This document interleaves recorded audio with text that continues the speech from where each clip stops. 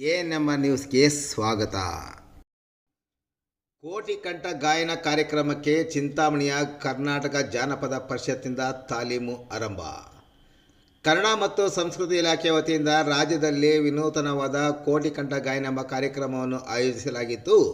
October 28ರಂದು ನಾಡಿನಾದ್ಯಂತ ಏಕಕಾಲದಲ್ಲಿ ಕನ್ನಡದ ಕವಿಗಳ ಜನಪ್ರಿಯ ಗೀತೆಗಳನ್ನು ಕೋಟಿ ಕಂಠಗಳಲ್ಲಿ ಪ್ರಸ್ತುತಪಡಿಸಲಾಗುತ್ತಿರುವ ಹಿನ್ನೆಲೆಯಲ್ಲಿ ಚಿಂತಾಮಣಿ ಕರ್ನಾಟಕ ಜಾನಪದ ಪರಿಷತ್ನಿಂದ ತಾಲೀಮು ಪ್ರಾರಂಭವಾಗಿದೆ. ಕರ್ನಾಟಕ ಜಾನಪದ ಪರಿಷತ್ನ ತಾಲೂಕು ಅಧ್ಯಕ್ಷ ಲೀಲಾ ಲಕ್ಷ್ಮೀನಾರಾಯಣ ನೇತೃತ್ವದ ಪದಾಧಿಕಾರಿಗಳ ತಂಡ ನಗರದ ಹಲವಾರು ಭಜನಾ ತಂಡಗಳ ಸಹಕಾರದೊಂದಿಗೆ ಕೋಟಿ ಕಂಠ ಗಾಯನ ಕಾರ್ಯಕ್ರಮವನ್ನು ಯಶಸ್ವಿಗೊಳಿಸಲು ನಿಶ್ಚಯಿಸಿ ಚಿಂತಾಮಣಿ ನಗರದ NR ಬಡಾವಣೆಯ ಶ್ರೀ ವಾಸವಿ ದೇವಾಲಯದಲ್ಲಿ ಗಾಯನದ ತಾಲೀಮು ಪ್ರಾರಂಭಿಸಿದ್ದಾರೆ.